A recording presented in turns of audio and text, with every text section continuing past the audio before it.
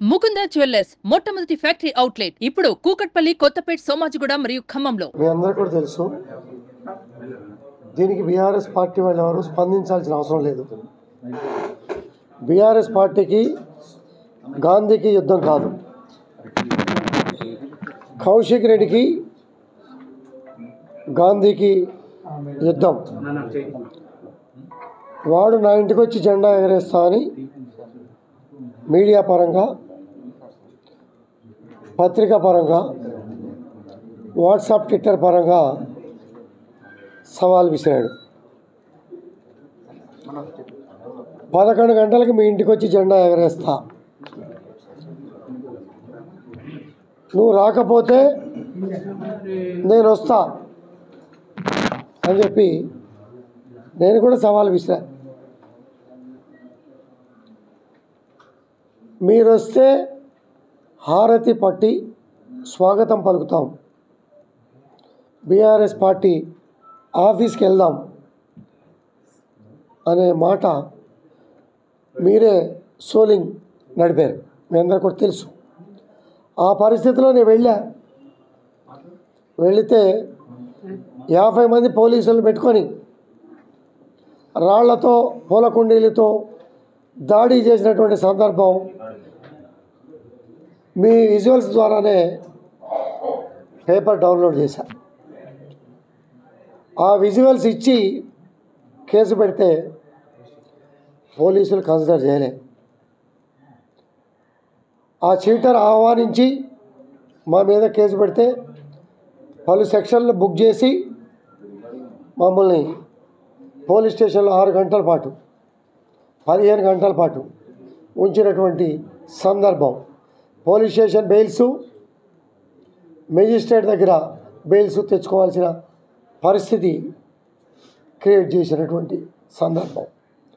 ఆ సందర్భంలో మాట్లాడుతూ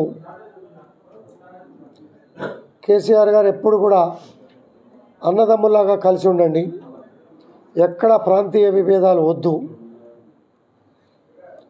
ముళ్ళు గుచ్చుకుంటే నోటితో తీస్తా అనే మనస్తత్వంతో, గొప్ప మనస్తత్వంతో ఉన్నటువంటి పార్టీలో చీడ పురుగులు చేరి ప్రాంతీయ విభేదాలు సృష్టించే కార్యక్రమంలో ఇటువంటి చీడ పురుగుల్ని పక్కన పెట్టుకున్నందుకు చింతిస్తున్నాం. పార్టీలో చేర్చుకొని ఎమ్మెల్సీ ఇచ్చి, ఎమ్మెల్యే ఇచ్చి, పాపం ఈటెల రాజేంద్ర గారు 2 చోట్ల నిలబడితే కాన్సన్ట్రేషన్ చేయలేకపోవటం మూలాన ఎవరిని అడ్డం పెట్టుకొని వాడు గెలిచాడో మీ అందరికీ కూడా తెలుసు. 10 నెలలు కాకముందే నీ పద్ధతి ఏంటి, క్రమశిక్షణ ఏంటి, నీ కాన్స్టిట్యున్సీ ప్రజలు, రాష్ట్ర ప్రజలు చూస్తున్నటువంటి పరిస్థితి కూడా చూస్తాను. ఉదాహరణకి నిన్నే పోలీసు వాళ్ళని తోసి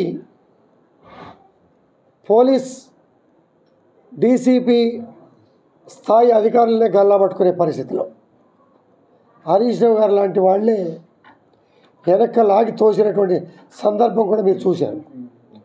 ఇటువంటి క్రమశిక్షణ లేని మనుషులు పక్కన చేరి పార్టీ నాశనం చేస్తున్నటువంటి సందర్భంలో,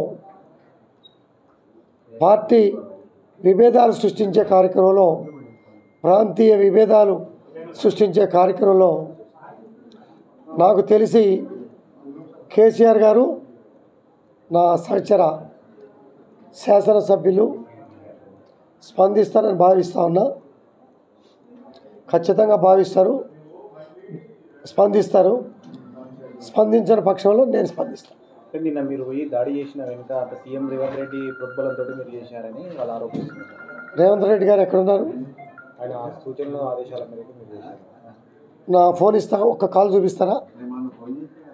నా ఫోన్ ఇస్తే సింగిల్ కట్టసి కాల్, హరీష్ రావే చెప్పారు. సింగిల్ కట్టసి కాల్. హరీష్ రావు గారే తెలియకుండా వచ్చాడు అక్కడికి. చీటరు మాటలు మోసపోయి హరీష్ రావు గారు వచ్చాడు. హరీష్ రావు గారు గాంధీ ఇంటి మీదకి వచ్చి దాడి చేశాడు అని అంటున్నారు. వీడు నన్ను స్వాగతించాడు, హారతి పెట్టి ఆహ్వానించాడు, బీఆర్ఎస్ పార్టీ ఆఫీసుకి తీసుకెళ్తా అన్నాడు అన్న విషయం హరీష్ రావు గారికి తెలుసా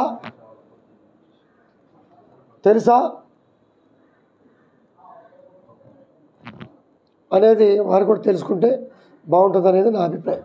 సుమన్ టీవీలో మీ పర్సనల్ అండ్ బిజినెస్ ప్రమోషన్స్ కోసం కింది నెంబర్కి కాంటాక్ట్ చేయండి.